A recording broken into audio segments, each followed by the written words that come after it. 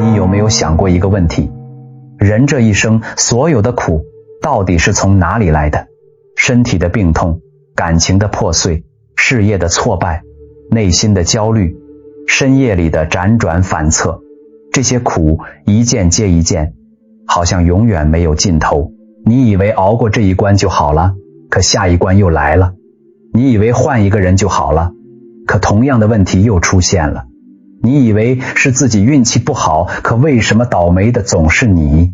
这就触及到了一个关于生命最核心的问题：苦到底是从哪里来的？你知不知道，有很多专科医生最后得的是什么病？得了自己的病。对，就是他自己最擅长治的那种病。心内科专家死于心梗，肿瘤科医生查出癌症，精神科医师自己陷入抑郁。这不是段子，是医院里每天都在发生的真实悲剧。如果疾病只是遗传、环境、饮食造成的，为什么同样的环境，有人患病，有人却安然无恙？有人说疾病是从不开心里来的，那么问题又来了，不开心又是从哪里来的？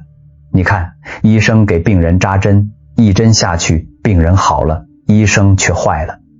心理咨询师给来访者做疏导，聊了半年，来访者走出来了，咨询师却抑郁了。这背后似乎有一种更深层的力量在人与人之间不断流转，而佛法称这种力量为业力。它不是什么神秘的惩罚，而是过去生命中形成的习气、行为和念头留下的能量痕迹。它像一张看不见的网，随着因缘成熟，在今天的人生中一一显现。很多我们无法解释的痛苦，反复出现的困境，莫名其妙的不顺，其实都与这个更深层的生命规律有关。尤其是人与人之间的关系，更能体现业力的作用。就拿婚姻来说，很多人认为遇到问题，离开对方就能结束痛苦。但如果一个人只是逃离了一段关系，却没有面对自己内心的执着、怨恨和伤痛，那么真正的问题根本没有解决。就像一个不会游泳的人，换了多少个游泳池依然不会游泳。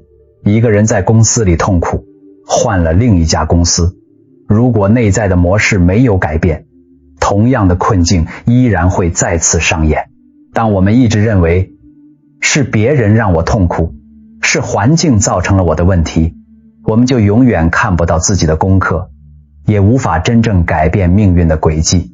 佛法告诉我们，每个人来到世间都是带着自己的因缘而来，也是为了在经历中觉察自己，修正自己，完成生命的转化。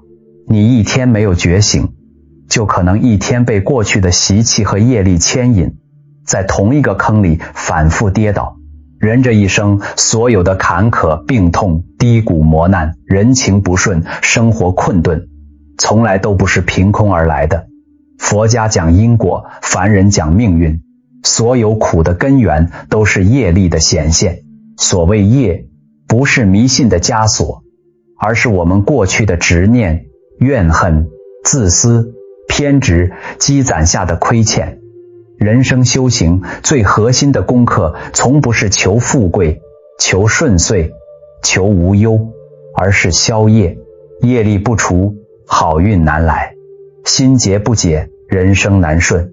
如果你也曾感觉，无论怎么努力，人生总像在原地打转，怎么也走不出那个熟悉的困境，那么今天的内容，请你一定耐心听完。在开始之前，我邀请你在评论区留下8个字：远离恶因，勤修善业。佛法讲，一念起，万法生。每一个善念，每一句善言，都会在自己的识田里种下一颗新的种子。也许从你打下这8个字开始，一段新的因缘也正在悄悄开启。愿我们都能在这一念之间找到属于自己的清醒与自在。好，让我们先来看第一个故事。有一个女人，年轻时嫁给了一个脾气暴躁的男人。刚开始的时候，男人对她很好，可随着时间推移，争吵越来越多，男人越来越不耐烦，经常因为一些小事责怪他，甚至伤害他。他觉得自己这一生最大的痛苦就是遇到了这个错误的人。他无数次问自己，为什么命运对我这么不公平？为什么别人能拥有幸福的婚姻，而我却遇到这样的伴侣？后来他终于选择离婚。离婚以后，他告诉自己，只要离开这个人，我的人生就会重新开始。几年后，他遇到了第二段感情，刚开始一切都很美好，可是时间久了，他发现新的伴侣也开始出现曾经熟悉的问题，不理解他，不回应他，他依然觉得委屈，依然觉得自己被忽视，他开始痛苦。他想，为什么我又遇到了这样的人？于是他结束了第二段关系。后来他换了城市，换了工作，甚至换了一种生活方式。可是奇怪的是，他发现无论走到哪里，类似的问题总会出现。他开始怀疑，难道人生真的只是运气不好吗？直到后来，他遇到一位修行人，他向修行人诉说自己的经历，我已经离开了伤害我的人，也改变了生活环境，为什么痛苦还是跟着我？修行人问他，你离开了所有人，可你有没有离开自己？他愣住了。修行人继续说，你一直在寻找一个让自己痛苦的人，却很少观察，为什么同样的痛苦会一次又一次出现在你的生命里？你以为改变伴侣就能改变命运，改变环境就能改变人生，但如果内心深处的执着、恐惧、怨恨没有改变，那么你只是换了一个场景，继续经历同样的功课。那一刻，他第一次开始向内看，他发现过去的自己一直渴望被认可，一直害怕被抛弃，一直把幸福寄托在别人身上。他曾经认为是别人让我痛苦，可是后来他才明白，真正困住自己的不只是外在的人，而是自己内心没有被看见的伤痛和执着。从那以后，他开始学习观察自己的情绪，面对自己的恐惧，放下过去的怨恨。慢慢的，他的人生开始发生变化，不是因为世界突然变好了，而是因为他改变了面对世界的方式。佛法讲，人与人之间的相遇从来不是偶然，婚姻、亲情、朋友、事业中的种种关系，都是过去因缘的交汇。很多人以为痛苦来自某一个人，离开那个人，痛苦就会结束。但佛法告诉我们，如果一个人只是改变外在环境，却没有改变内在的心，那么同样的业缘还会以不同的形式出现。这就是为什么有些人换了伴侣依然痛苦，换了工作依然烦恼，换了城市依然无法安定。因为真正需要改变的不只是外在的世界，而是自己内在累积已久的习气、业力。不只是过去做过什么事情，更包含我们长期以来形成的念头、执着和反应模式。一个人的怨恨会形成新的业，一个人的恐惧会形成新的业，一个人的执着也会成为束缚自己的力量。所以佛法说，心生则种种法生，不是说世界由幻想创造，而是说你的内心会决定你如何看待世界，也会影响你最终走向怎样的人生。当一个人一天没有觉察自己，就可能一天被过去的习气和业力牵引。而真正的修行，就是从这一刻开始看见自己的业，转化自己的心。这就是第一个故事告诉我们的，业力不是远在天边的神秘力量，它就藏在你的每一个念头里。那个女人的困境不是因为她命不好，而是因为她内心那个我不重要的信念，像一条看不见的轨道，把他一次次带回同样的站台。看到这里，你可能会想，我是不是只要觉察到这些模式，就能慢慢走出来？答案是，这一部分的业确实可以通过觉察和修行来转化，但也有一部分苦，你翻遍这一生的记忆都找不到它的来源。有些痛苦不是你这一世做错了什么，而是你在更早的生命旅程中留下的痕迹。它们像沉入海底的石头，你以为早已消失，可当潮水退去，它们依然在那里等着你一一面对。接下来这个故事，主角是佛陀座下神通第一的弟子目犍连尊者。佛陀座下有一位弟子名叫目犍连，被誉为神通第一。他的神通大到什么程度？他能飞行于空中，能穿越山川墙壁，能一念之间到达任何一个世界，能看到众生死后的去处。在整个僧团中，没有人的神通能与他相比。然而，就是这样一位神通广大的尊者，最终的死法却极其惨烈。根据根本说一切有部毗奈耶杂事卷18的记载，目犍连尊者在晚年乞食途中遭到一群外道梵志的围攻，那些人手持木杖将他团团围住，狠狠捶打。目犍连当然知道自己即将遭遇什么，以他的神通，他可以瞬间飞走，可以隐身，可以穿越山体，甚至可以一念之间移动到另一个世界。但他没有，他收起神通，静静地站在原地，任由那些木杖如雨点般落下。他的身体被击打到碎如垂尾，像苇草一样被一节一节打碎。消息传回僧团，弟子们悲痛不已，同时也充满了困惑。有人问佛陀，世尊，目犍连尊者神通第一，他为什么不躲开？他明明可以飞走的。佛陀的回答道出了业力最核心的真相。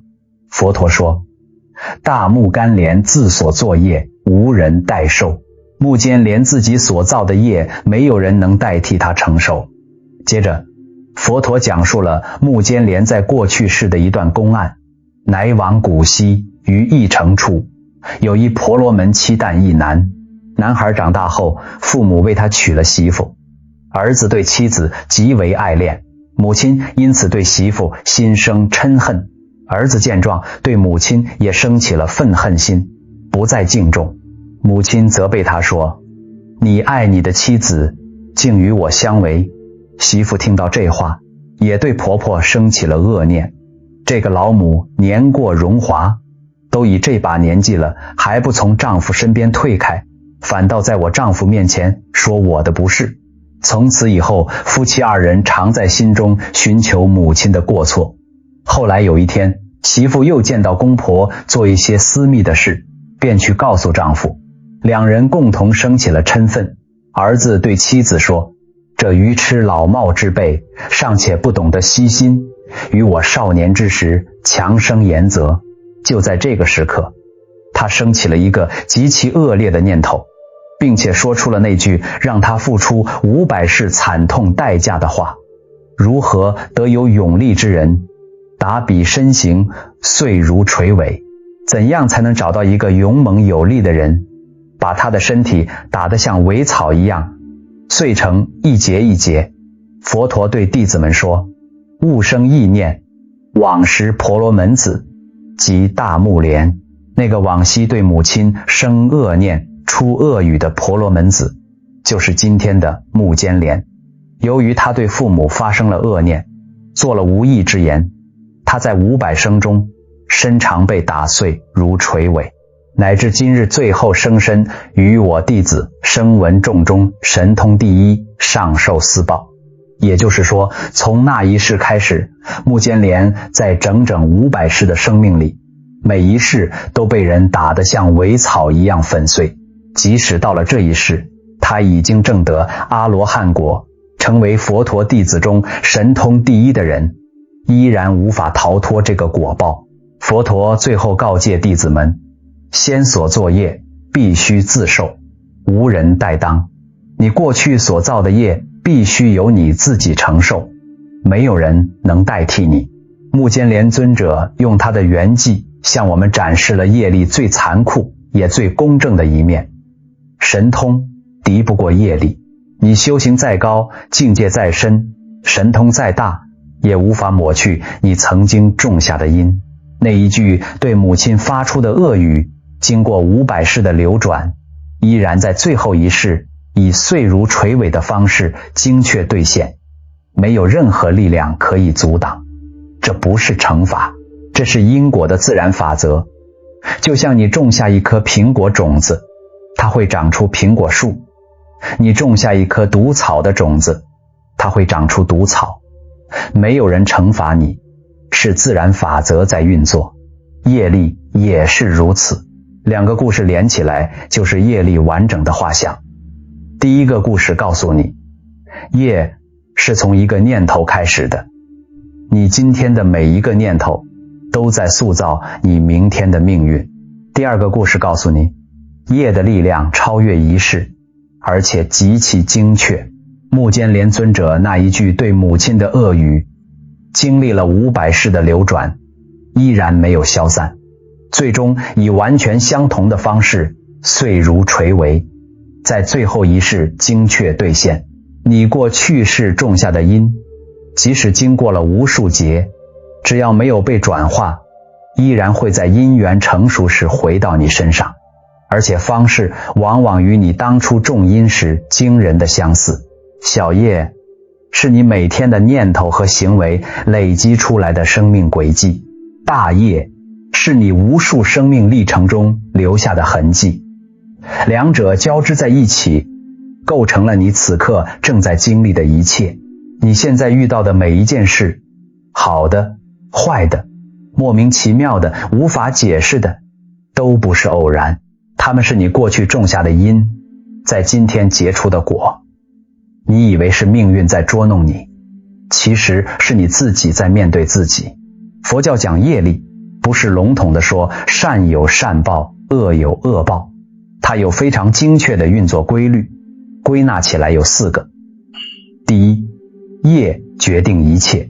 你今生的富贵、贫贱、健康、疾病、聪明、愚钝，都不是谁安排的，而是过去所造的业决定的。同样，你现在的每一个行为也在决定你未来的处境。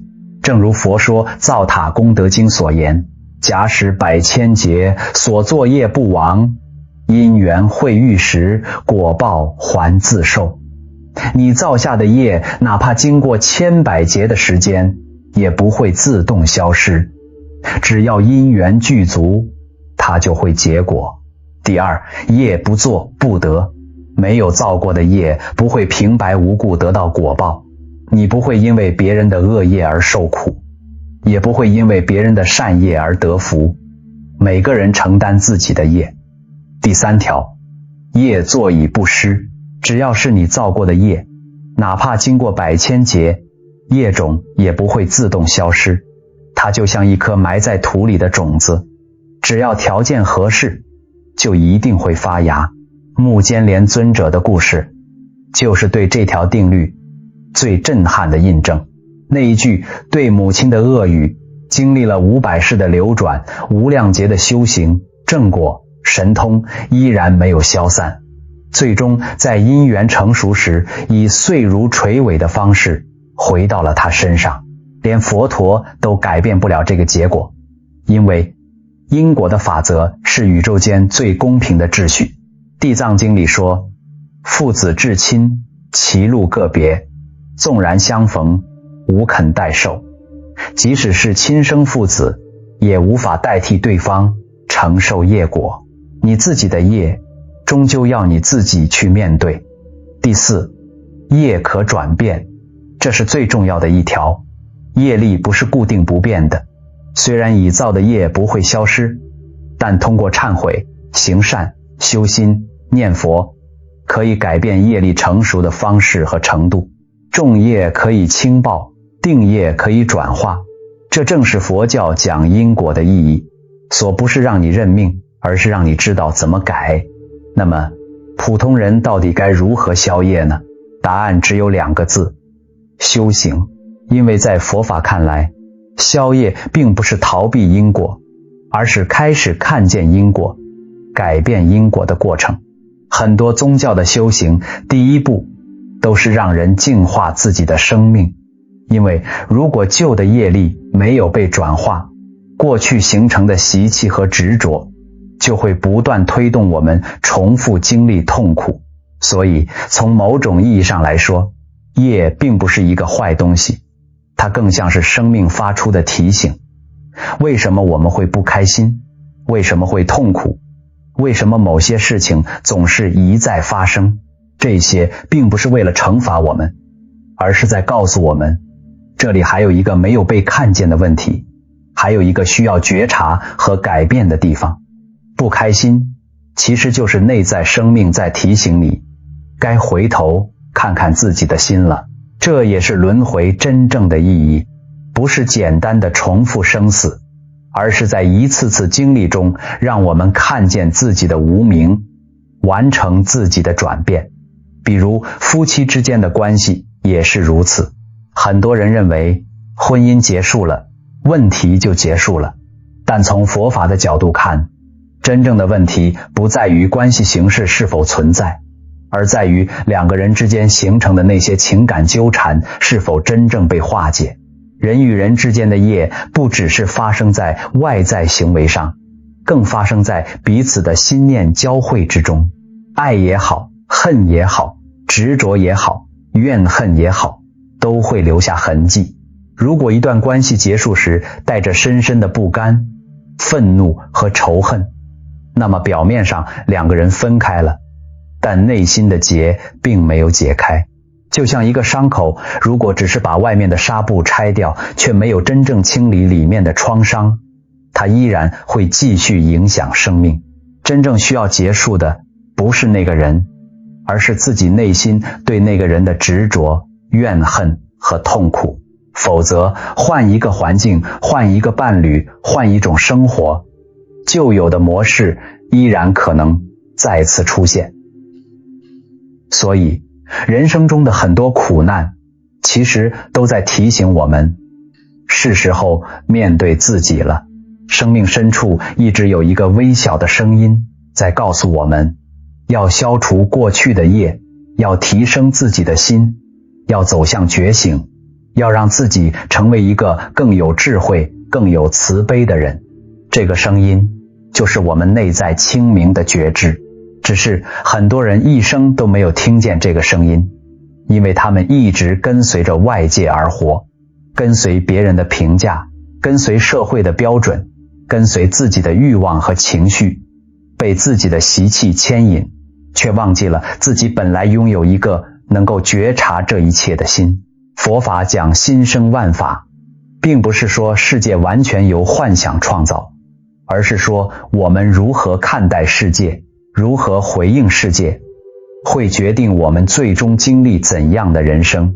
当一个人开始透过表象看见生命背后的运行规律，他才真正拥有觉醒的机会。于是他会开始问自己一个更深的问题：我来到这个世界，难道只是为了经历痛苦吗？这些痛苦究竟想告诉我什么？我这一生真正应该完成的又是什么？当一个人开始这样追问的时候，他就已经走在了修行的路上。真正消业从不是烧香拜佛祈求神明，而是踏踏实实修好自己的心，做好这4件事，业力自消，福报自来。第一步，不怨，怨则增业，忍则消业。消业的第一根本便是断怨。人世间绝大多数人的苦难之所以越熬越苦，越累越难，根源就是一个怨字。遭遇挫折，怨命运不公；受尽委屈，怨他人刻薄；生活清贫，怨世道不平；遇事不顺，怨运气不好。人心一旦生出怨恨，就是在给自己的业力账本不断加账。你要永远记住一句天道真理：你怨一分，业加一分，你怨一次，债重一层。很多人总觉得自己是受害者，觉得所有人都亏欠自己，所有苦难都是外界造成的。可世间因果从来不会冤枉任何人，你今生遇到的伤害、欺骗、贫穷、磨难，都是前世今生欠下的债。所有突如其来的苦难，都是如期而至的偿还。真正通透的人，面对苦难从不会抱怨，遇到难处坦然告诉自己，这是我该受的，这是我要还的债，熬过这一关，还清这一笔，往后便是清净自在。抱怨是最消耗福报、滋生业障的执念，怨恨就像一把双刃剑，伤不到别人，只会死死困住自己。你越是耿耿于怀、愤愤不平，心里的郁结就越重，业力就越难消散，苦难也会反复轮回。不怨不是懦弱妥协，而是清醒通透，接纳所有不幸，放下所有不甘，停止所有抱怨。从这一刻起，你的业力就已经开始慢慢消减。第二步，甘愿承受，不逃不躲，直面苦难。消业的第二步是受。众生最大的通病就是畏苦、逃苦、避苦。但凡遇到一点委屈、磨难、低谷，第一反应就是逃避。有人用熬夜纵欲麻痹自己，有人用酒精麻木神经，有人用疯狂购物填补空虚，有人用新的执念掩盖旧的伤痛。可所有的逃避都是在透支福报，堆积业障。苦难从来不会因为你的逃避而消失，你今天躲过去的痛苦，明天会加倍归来。你此刻不敢承受的磨难，未来会以更残酷的方式反噬你。业力的偿还从来没有捷径，唯一的方式就是坦然承受。人生所有的苦难都是消业的过程，身体的病痛，生活的窘迫，感情的遗憾，人心的凉薄，都是在替你还债，替你消灾。你越是直面痛苦，坦然接纳，业力消散的越快，你越是逃避抗拒。业障堆积的越厚，不必慌张，不必抗拒，不必自欺欺人。当苦难降临，静下心来感受这份煎熬，告诉自己，我坦然接受，我心甘情愿，一笔一笔还清所有亏欠。修行就是逆来顺受，苦来苦受。真正的成长都是在咬牙承受的苦难中完成的。扛过别人扛不住的苦，就能得到别人得不到的福；熬过别人熬不过的难，就能褪去生生世世的业障。第三步，广行善事，以善转业，以善培福。消业的第三步是行善。业力分为恶业与善业，人生的运势永远是善恶此消此长。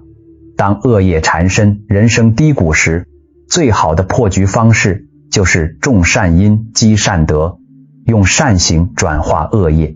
很多人觉得行善必须大富大贵，做大善事，实则不然。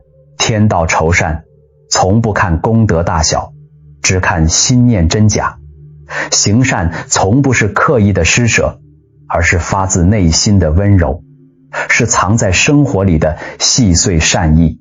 路边帮扶一个路人是行善，温柔安慰一个失意难过的人是行善，随手节约粮食，随手帮助弱小是行善。